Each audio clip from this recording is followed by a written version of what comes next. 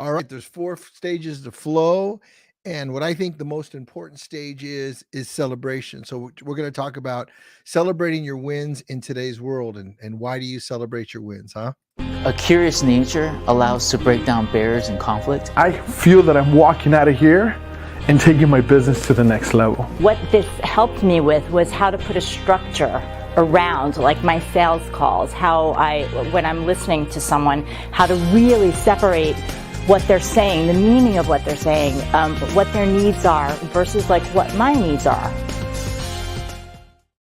All right, so we're talking about flow today, but in particular, we're talking about celebrating your wins. And so in the flow process, there's 4 steps. Let me add the chart really quick. This is a chart that I use, and let me see if I can get us both to be about the same size here.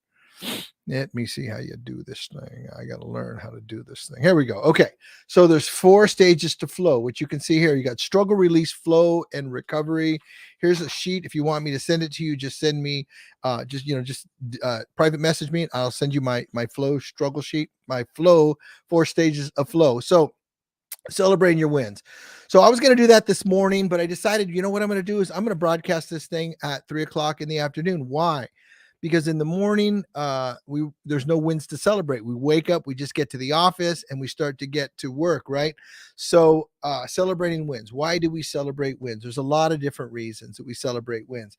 It helps us anchor in what we just accomplished during the day. So when you do something that's, you stretch yourself a little bit, flow is about stretching yourself just a little bit so you can become better and more, more focused and more powerful at what you're doing. So when you stretch yourself a little bit, you're going to be dealing with some discomfort. So when you go through discomfort, what better way to anchor in what you did and then set you up for the next day to go and take another step forward, right? And add a little bit more stretching to the mix, but to celebrate. So what does celebrate do? Celebrate logs into our mind. It recalibrates our brains so that the next day when we come into work, the next day we come to do the things we want to do, that we're thinking, hey, there's cheese at the end of this tunnel. There's a party at the end of this tunnel. There's something great at the end of this tunnel.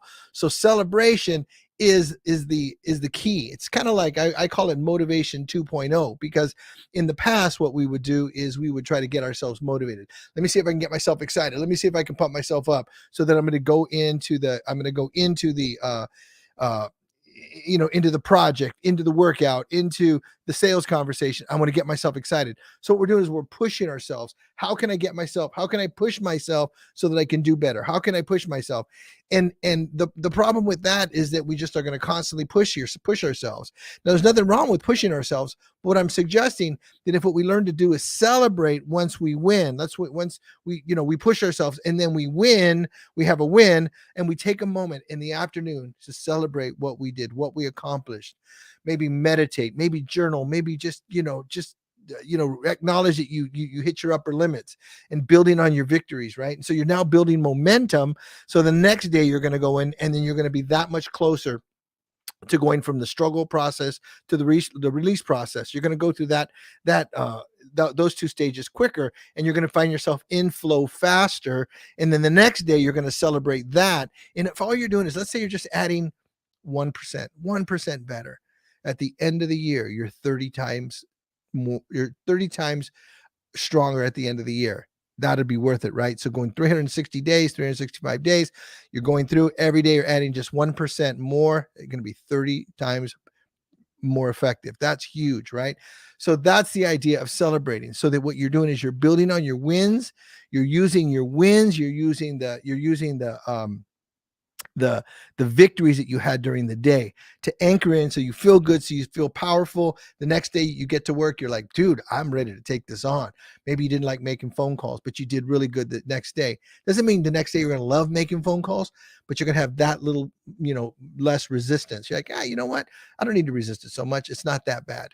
The next day goes, it didn't suck. The next day you're like, oh, well, maybe 2 or 3 weeks from now, you've been making phone calls every day, but you've been celebrating, you've been anchoring your wins. You just pick up the phone and you don't even say anything about it. You have no opinion about it. So when you start, you're like, I'm struggling. But at the end, you find yourself, and it happens quickly. It happens really, really fast. but it happens because you celebrate your wins. So please go out today, celebrate your wins. Let me know, let me know how it all turned out. Let me know, what you came up with and how it worked out. I'd love to hear from you. Till tomorrow.